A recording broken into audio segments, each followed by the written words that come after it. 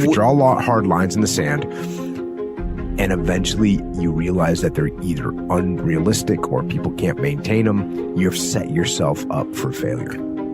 The point is, and I'll pick up the pace, the point is every graduate here today has the training and the talent to succeed. But do you have the guts to fail? Here's my second point about failure. If you don't fail, you're not even trying. Ladies and gentlemen, we are all human beings, and we do have to learn how to crawl before we can walk. So it's like, no matter what, we will not. Gotcha. Blah, blah, blah, blah. Yeah, there's the line. No matter what, we will win every single road march that we do as a fire team in this while we're here on this training thing. Okay, well, guess what? That's hard. There's some other fire teams that are also want to win, and so you've drawn a hard line in the sand. That's not really a good example. A good example is like, no matter what, we're gonna muster every morning at 4:30 in the morning, no matter what, and then the guys are out on patrol until 2:38 in the morning, and now the next morning you're good no matter what. I said, no matter what. Well, it's not good for them. It's unrealistic. To get something you never had, you have to do something you never did. Les Brown's a motivational speaker. He made an analogy about this. He says, imagine you're on your deathbed, and standing around your deathbed are the ghosts representing your unfulfilled potential. The ghost of the ideas you never acted on. The ghost of the talents you didn't use. And they're standing around your bed, angry, disappointed, and upset. They say, we came to you because you could have brought us to life, they say. And now we have to go to the grave together. So I ask you today, how many ghosts are going to be around your bed when your time comes? So you drew a hard line in the sand, and now you got to back it down. So, and all you have to do is soften the statement a little bit. Hey guys, to the best of our ability, if we can, we're going to get here every morning at 4:30 for muster. There's a little room to play there, right? And that's fine. So again, there's not a question here, but one of the reasons I think that I wanted to talk about it was because I think people look at me and even hear me on a peripheral level, and they think, oh, I bet Jocko just laid down the hard lines. Sure. And it's my way or the highway, right? Yeah. And the opposite is actually true. And the reason that I came to that conclusion was because I worked for leaders like that, and I hated working for leaders like that. So I tried to never be a leader like that. So you got to get out there. You got to give it everything you got, whether it's your time, your talent, your prayers, or your treasures. Because remember this, you will never see a U-Haul behind a hearse. Sometimes it's the best way to figure out where you're going. Your life will never be a straight path, because taking risk is not just about going for a job. It's also about knowing what you know and what you don't know. It's about being open to people and to ideas. Because the chances you take, the people you meet, the people you love, the faith that you have, that's what's going to define you. Never hold back. Give everything you got. And when you fall throughout life, and maybe even tonight after a few many glasses of champagne, remember this: fall forward. I can't. This is an expression that is vilified in our minds beginning at a young age. Every time a young child announces this decision, they are corrected. The first adult that hears it asks them whether or not they have even tried. Generally, this confrontation will result in the child giving their task another attempt until their attention span moves on to something else. The adult will see this and chuckle to themselves with knowledge that this is just a child who is yet to learn the art and virtue of perseverance. By the time this child comes of age, however, they will have been told by adults more times than they could count that there is no such thing as can't. It is interesting, then, to think about how many adults seem to proclaim this expression in their lives. Is it because, like many things that adults tell children, they are simply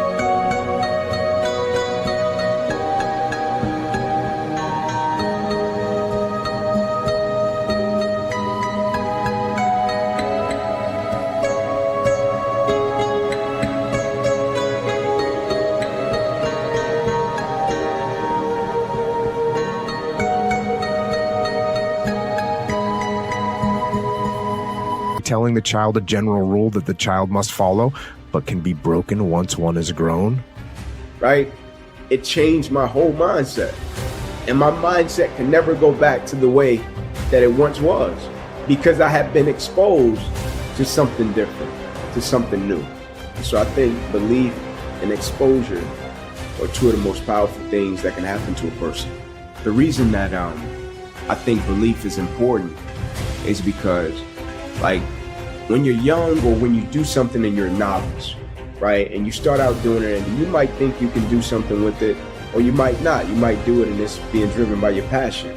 And then somebody comes along that's a little bit older or even more experienced, and they can see it in a way that you can't see it, right? And so I think it's important with belief, because if a person believes in you in a way that you don't believe in yourself, you can rent that person's belief until you get strong enough to possess your own, right? And you use that person's belief to fuel you every single day, right? Because you can have a level of belief. We all have mountains that we must climb. And each mountain that we climb has different circumstances, different avenues, different experiences. But yet, we must continue up that mountain. Humility brings out the best in all of us.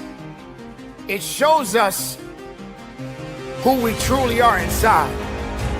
With what you're doing, but you can go back to a certain set of circumstances that tell you, nah, it's not gonna happen. And so you rip that person.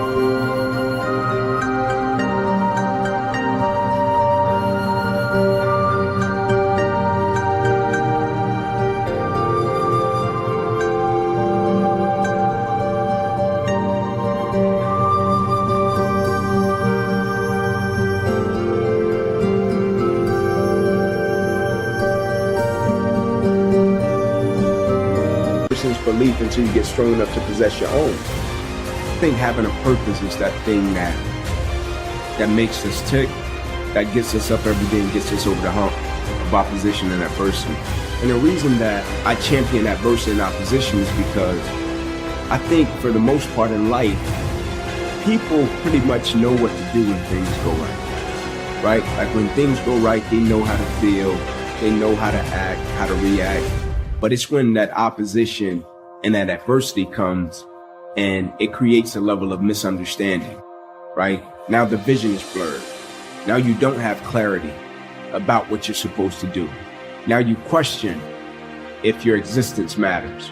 And I think when you have a purpose, it's powerful because in the midst of the opposition, it makes you realize that you've been put here for a certain reason. Being humble doesn't mean that you are weak.